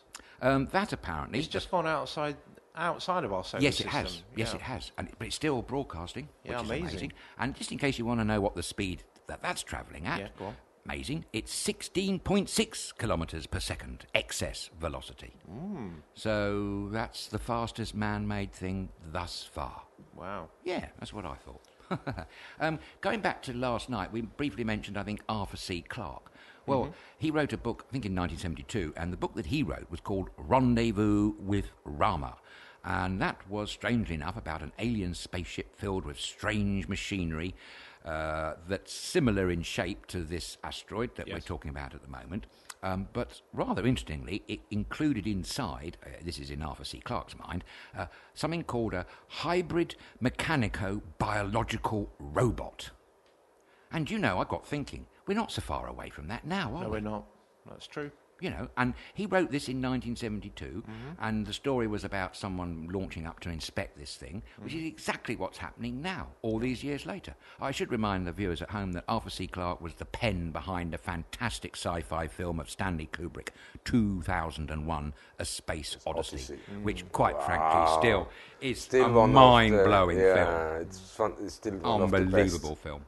Especially from everything, from the cinematography, from the directing, from the acting, down to the music. It's just too perfect, man, unbelievable. When we say Stanley Kubrick, we've got to mention another man's name there, because you've just touched on it, Douglas Turnbull, who is the man who Mr. Kubrick collaborated with many of the special effects. Yes. And he's just fantastic. What a genius, huh? He was, absolutely, yes. I met one of the guys that was one of the apes at the beginning. Oh. I worked with him. Oh, really? Oh, nice. Yes. So you very proud of the fact that he was one of those that was in the beginning of 2001. Space Odyssey. Yeah, I would be proud too. Yeah. Well, definitely. Yeah. So there was long days of being suited up in a monkey suit. When I tried to do a little bit more research this afternoon, because I said to you yesterday, I've got quite a lot of information to go through, and diligent as I am, or tried to be, I spent this afternoon trying to do just that. And to my horror, many of the sites that I was going to look at had all got saved. They weren't available. Okay. They were showing an error 508 code. And apparently that means, I don't know whether you guys at home know this, but apparently it Fake means news. that the sites have exceeded their resource limit. So Does too that many mean that they've users, had too many probably. hits and stuff and they've crashed? Probably. That's a question we can shoot to Claire. No, what is this? What 50? 508, error 508. 508, Claire, what does error 508 mean, please? and they're saying that about this exceeding its resource limit. It's that bit that I don't quite follow. It's probably what this could probably be is that they are accessing this website so heavily that this just is overloaded with visitors. No, so it needs a dedicated server. But you know, by a story like that, I'm not surprised as people are just hit the site. That it's imagine. I mean, come on, you guys, really up to please take me. But no, Seriously, I mean, It would be wonderful to broadcast a night shift Yeah, live from live. an alien spacecraft. I don't Spacecraft. like to use the word alien because actually, if they've got spacecraft, they are superior beings to us. That's my opinion, and I Well, we think got an alien is spacecraft, rather what a are you talking? derogatory tone. Actually, Well, you got spacecraft. not what they can do, Thomas. I mean, Yeah, probably. But that's but, another subject. Yeah. to them, we would be alien anyway. Yes, exactly. So that's why I think this term alien is a bit. I don't know. I'm a bit unhappy about it. I'll But just- how brilliant this Go would on. be, huh? Well, it would. Having night shift live Yeah, exactly. from the International Space Going Station. interstellar. Wow, Thomas. man, huh? Interstellar. Interstellar. Can Yeah. Interstellar and have a cold program just running from there, huh? I should Can you point imagine out that this cigar-shaped asteroid has actually got an official name. Yes. And the name came from the International Astronomical Union, the IAU, and its official name is this. It's 1I/2017 U1, where the 1 denotes interstellar. Now, if it was a comet, it would have a C in it. If it was an asteroid, apparently it would have an A in it. So they're just simply calling it interstellar, which is Very good. quite interesting, isn't It's it? the first interstellar object that's Yes, come through our exactly. solar system. That's what they're really saying. Ooh, I Yeah. didn't know that. Yeah, but yeah, is it yeah, the yeah. first interstellar object that categorizes from outside. interstellar From outside of from our... outside Yeah. of our thing? Wow. And apparently, though, someone else is saying that it's actually been floating around, I don't know whether this is true, Yep. in the Milky Way for quite a long time, Yes, but it we were unaware of it. It's just going through our solar system, basically. It's just Just making looking. its course away Yeah. through. It's actually 186 million miles away from Earth. Is it? That it's That's a travelling relief. at the moment. That's good. But, sorry, Well, no, I've I got had one. a few things I've as got well. one, yes, I'm going to pass it over to you. I'll just leave it one more thing to say, which is slightly humorous. I found this on Twitter. Apparently, there's a joke on Twitter which suggests that it's, quote, according to this person, it was probably piloted by aliens who were coming here but thought better of it when they discovered that there was going to be a Flat Earth International Conference held on the 9th and 10th of November, and they decided to give us a miss. Well, I think that's pretty wise, don't you? Yeah, definitely. I saw this mean, Flat come on. Earth Society. I mean, What Flat they're all Earth about, eh? Society. What? yeah. I'll tell you something. Not Flat so Earth, sure. when I look out from my window, I'm very lucky to see an extraordinary expanse of horizon. Now, I know I've got wonky eyes, and I'm probably wonky anyway, but the point is, when I look at that, there's no way it's flat, because you can just see the curvature. Yes. And, I mean, with all this space travel and all these amazing photographs I and was gonna photography that we're say, having from the ISS surely that and the proves Apollo it. program, of course, the Russians and the Indians have gone Yeah. up there and everything. It's marvellous, fair play to them all. Yep. The globe had always looked circular to me. It could, I mean, of course, it could be Terry Pratchett's Discworld, and we're all travelling on the back of a turtle. Yeah. Back of a what? Turkey? Turtle. Turkey? Sorry, I thought Well, now you it's said turkey. Christmas, but we still don't travel on Well, I turkeys thought here. it was Turtle. Turtle. Turtle. Ah, really? So the whole of Terry Pratchett's Discworld is Yeah. based upon the fact that it's all on a disc and it's travelling through the universe on the back of a turtle. And we're on that turtle? Yeah. Good grief. He had a mind, didn't he? He did. He is amazing. Yeah. I Shame he love, I died. love Terry Pratchett. You did. You read a lot of his books, didn't I you? did. I nearly got all the way through the whole Yeah? series, yeah, and then ran out of books. There's only one thing I can say to that. What's that? It's 42. 42. We said that the other night, didn't we? did. 42. I was going to say that actually tonight is quite a special night actually for NASA because they announced today that they found a new solar system Wow. using the Kepler Space Telescope, which uses Google's artificial intelligence Yeah. technology. Okay, so it's actually been announced a few hours ago, to be honest, that Ooh. they found a new solar system with 8 planets within Good heavens. That's exciting. it. So there's 8 planets in this new solar system. There's now a race to find out if there's a 9th planet or whether we have a 9th planet to this solar system. So the race is on a nice, little huh? bit. Yeah. But the Kepler telescope actually can only discover the planets. What it can't find out whether there's life on these planets. But that's used by the James Webb telescope. Okay. I've heard of James Webb telescope scans for then life on planets. So that's an interesting thing.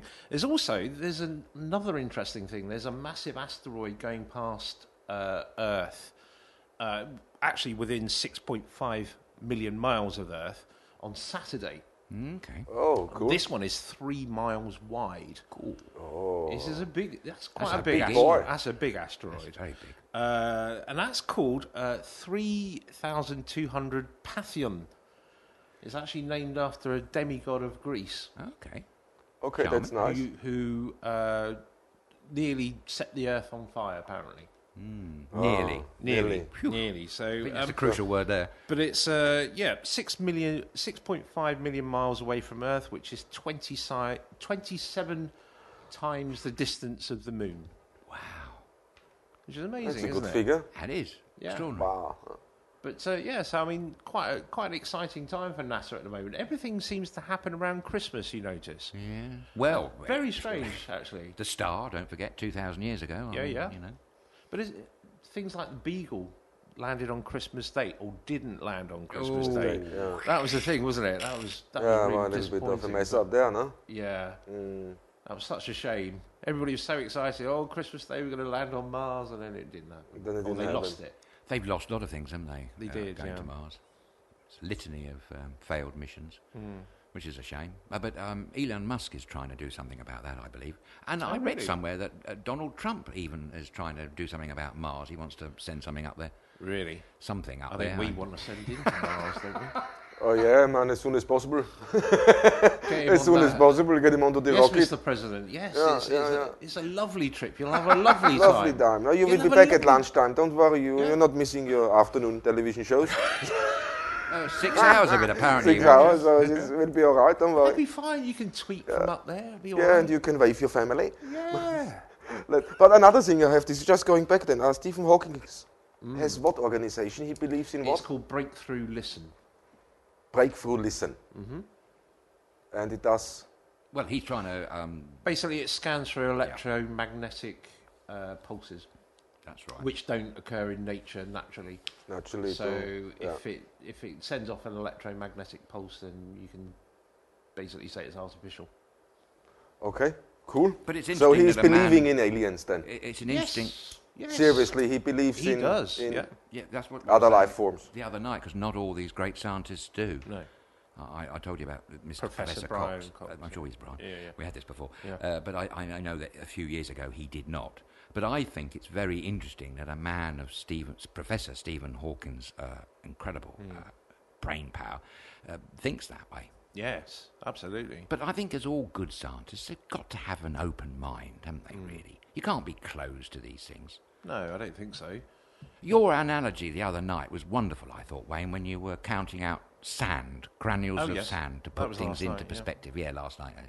That was a good one, I think. It does put things into perspective completely, doesn't it? does. Really. And surely it increases the probability beyond all bounds that there must be other life There out must there. be other life forms and out there. probably, hopefully, picking up the song from Monty Python, let's hope there is. Oh, let's hope Yes. so. Oh, 'cause that there's would be funny. Absolutely none down here on Earth. No, that's Oh, true. excellent, guys. Okay, brilliant. I mean, this is so far about alien. Yes. A stone what is floating in space, or a rock. No, you Yeah. don't know. I mean, it's quite a lot of fuss about it, isn't it?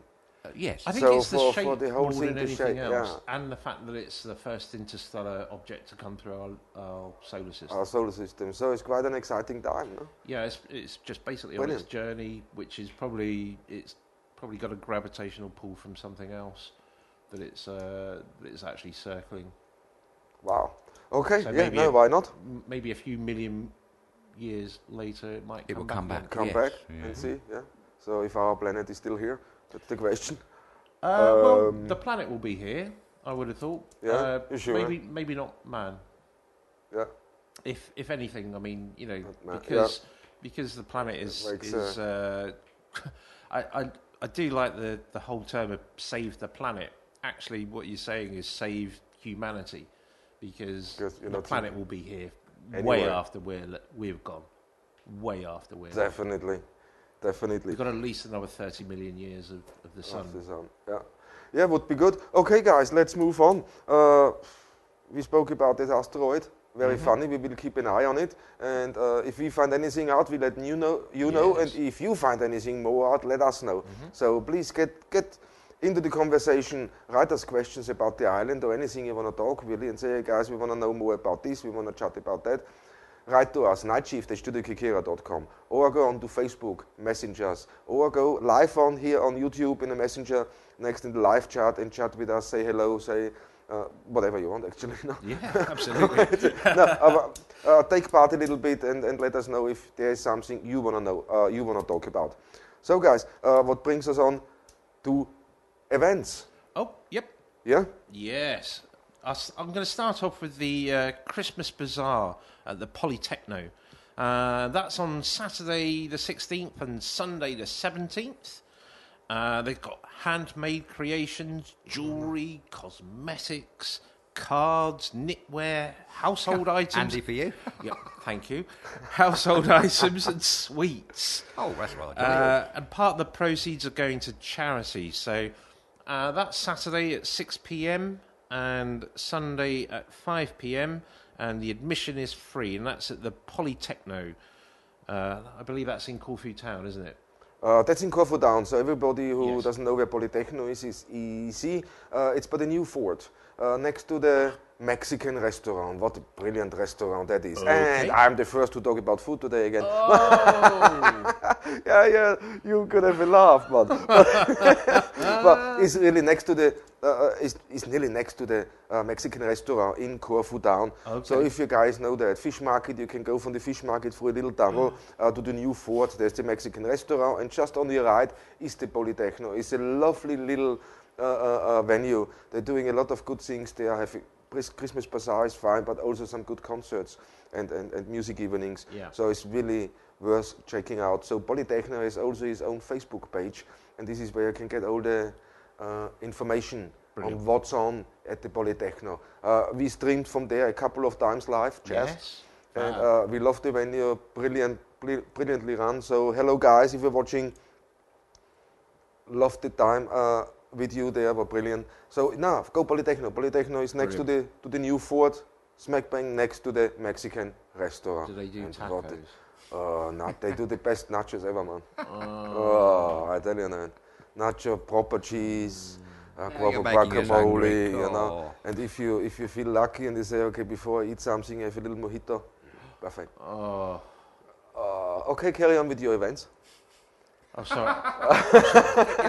Oh, yeah. It's always food. And Oh, yeah, okay. Okay, so Okay, the next one. Contockley Community Centre is having a Christmas event, and that's on Sunday the 17th, 17th of December, and that's between 7 and 8:30. Okay. Okay, and then the last thing I was going to talk about was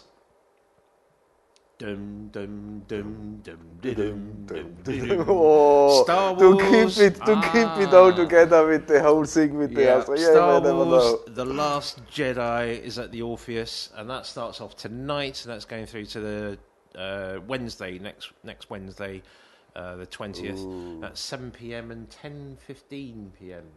Oh, they're showing. perfect. So, is the you know, if you're into Star Wars and The Last Jedi is your... apparently, it's supposed to have a fantastic end sequence. I've no idea why, Okay. but people are saying they're very impressed. I know they're premiering it on the International Space Station as well. Wow, They're no. going to beam it up to the... Oh, that's Isn't that amazing? extraordinary, yes. Oh, that's a good one. I like Isn't that. that good? Yeah. International Space Station. So the guys International are Space able to watch Station. that up They're getting there. their and own premiere. premiere. Oh yeah, they deserve it. So if the guys, you never know because they have access to the internet, They aren't they? do. Hey guys, if you see us from the International Space Station, say hello. Well done, guys. Oh, brilliant. Let us know how the movie was, please. And let us know if the Earth is flat. Oh, I can't believe there's a convention for that. I know. There's Oh, a lot brilliant. of people turned up, apparently. There's a lot No. of people turned up to it. Never I mind. think that's stretch 8, huh? Never mind. The convention, the Earth is flat. There, see, you can put so it was many in- conventions together it was just in for November. useless things. What, November? the convention. Oh, the international- convention was in conference November. for the Yeah. flat earthers. Flat Flat Earth. Earthers. Yeah. I can't believe I hear these things, you know. Maybe one of them would like to come on the programme and And explain explain. to us why they think the Earth is flat, because I'm most intrigued at their theory. Yeah, I mean, obviously, years before, before it was proved that it's not, People did think that the Earth was flat. If you sailed off there, you'd go off the edge. You'd go off the edge. And people told Christopher Columbus he was mad. He'd never come back. Yeah. But he managed it all right. And Cuba was discovered, actually, and someone went on, Vespucci, I think it was, that went on to discover the mainland of what became the United States of America. Oh, I thought it was Christopher Columbus. No, apparently he didn't actually get that far. Ooh. Cuba is where he was. That's controversial. No, well, it's Vespucci, I can't remember. Something like that was the man. So why did they have Columbus Day in America then? I don't know. He did go on to the land, I think, see. but I don't think he was the very first. I think that's the point about it. I think someone beat him to it while he got waylaid in Cuba. Like the Vikings, you mean? Well, yes, possibly. It's been proved that the Vikings actually sailed down the eastern coast of America. Is it? Quite far down as well. Yeah. They found remains of Viking longships and stuff. Wow, exciting. Yeah, do you see where the Vikings were, where the Europeans were before, huh? Yes, Yeah, indeed. it's quite thing. But it's interesting. I just can't get over the fact that there is a society what's holding an event about the Earth being flat. Yep. I mean, and they're presenting evidence. Yep. No, you're joking. No, they really present evidence. They have full presentations of. They have presentations and stuff about being flat Earth and stuff. Okay. I do think that some of them were maybe in Terry Pratchett fans. Maybe he just got converted over. Yes, let's hope we're on the back of a turtle. It's not only a turtle, it's 4 elephants as well. 4 elephants and a turtle. I think they're pointing towards the door. But there wouldn't be a door in space, would there? Actually. Yeah. Oh, well, maybe that's the right thing then. But it's a strange thing, isn't it? On the back of a turtle. Strange notion. Well, actually, no, because there's another religion. I'm sure there's another religion that thinks, that believes that the Earth travels on the back of a tortoise. So, I see. So maybe he got the idea from that. But I wonder why they think it's a tortoise. I mean, I'm just intrigued as to why they might think that. I don't know. No idea. Anybody out there who thinks of this theory, please let us know. It would be interesting to know what's the workings of your mind on this subject. Wow. Yeah. No. So we thought it's all from the events. So we got again. We go all alien. We go all back to exploring, then back to alien, and back. It's what they sing. No, that's Christmas. We're just cementing our little place. We're on planet Earth, and planet Earth is in the cosmos, in the universe. So we're trying to get it out there. We are. It's an amazing thing that this ball of Earth is just travelling through space. Yeah. And that's what we are, isn't it? That's what we are. We're all Travellers space through travellers. time and space. That makes it much more exciting when you say it like that, doesn't it? We're all space travellers, really. Yes. Cool, Some like more that. than others. Yeah, it depends on the time. No, time is relative. Especially in Greece. Very good. Very good. But okay, guys, no, I think it's again a fantastic show tonight. We got a lot of questions in from people, so thank you very much for all the questions. I'm trying to find other questions here, but we're running a little bit out of time to do so. But we got a lot of things in, and the ghost hunters just gone back. Yes, they will be in contact. So guys, look forward. There's for sure locations, and if you are viewers know any haunted locations where you say, okay, let's bring a night shift live from one of these locations and combine these. Then we go a little bit longer, of course. Yeah, we have to use that opportunity. Yes, so we do. don't hesitate. Please let us know. Send us messages. Send us emails. So you can send it to nightshift@StudioKerkyra.com. Or go on to a Facebook page, send us a message there, or live chat with us throughout the show on YouTube. So, I think we got it. Yeah. We've done it again. Now 2 hours over. Unbelievable, isn't it? So It goes so quick, doesn't it? I know. It's because we have fun.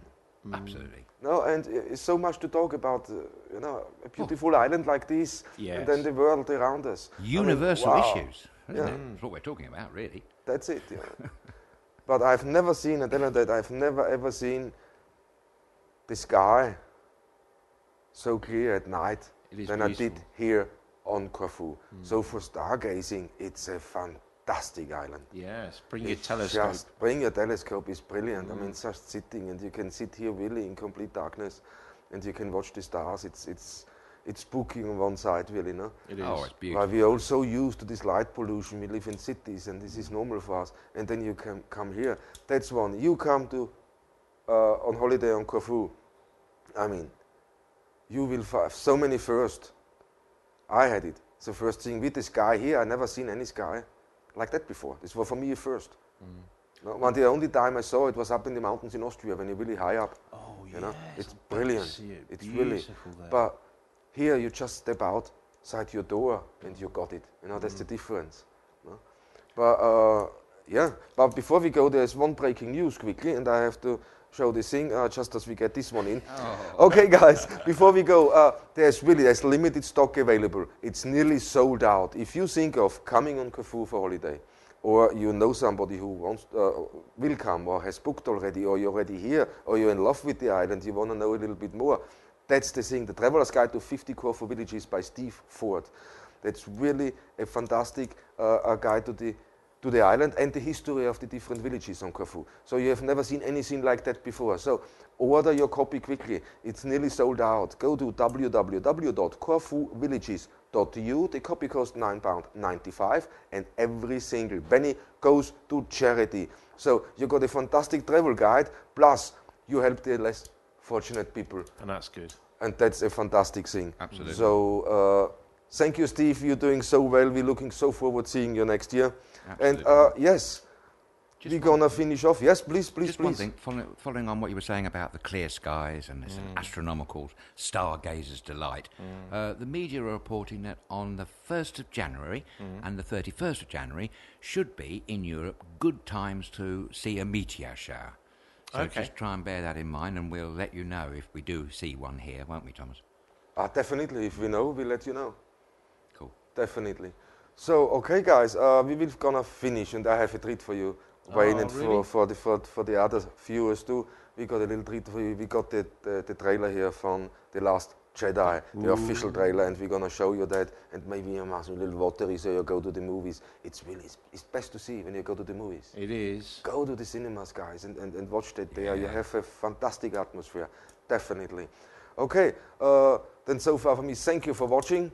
As I said, you have any more information, you want to know something, go on, send us an email to nightshift@studiokerkyra.com, Facebook us, or send us live a message via YouTube.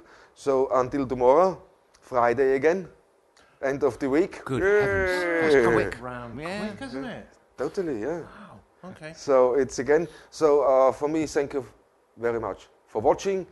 I'm going to see you tomorrow. And from you guys. Well, as always, it's been wonderful to be here broadcasting to wherever you are in the world. I wish you all to take care and Kalanikta. And for me, it's a very good night. And keep on smiling, everyone. Good night. When I found you, I saw raw, untamed power. And beyond that, something truly special.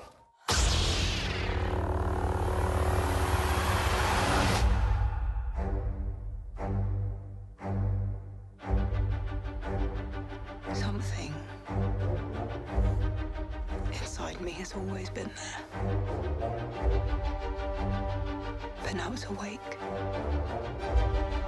And I need help.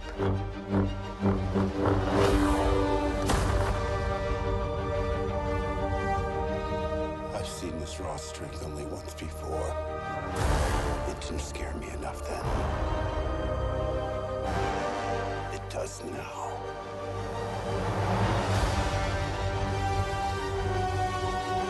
Let the past die. Kill it. If you have to. That's the only way to become what you were meant to be.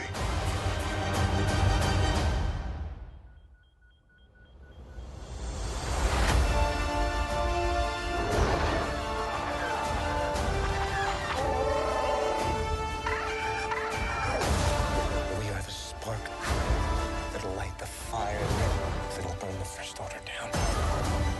Come on! This is not going to go the way you think. Fulfill your destiny.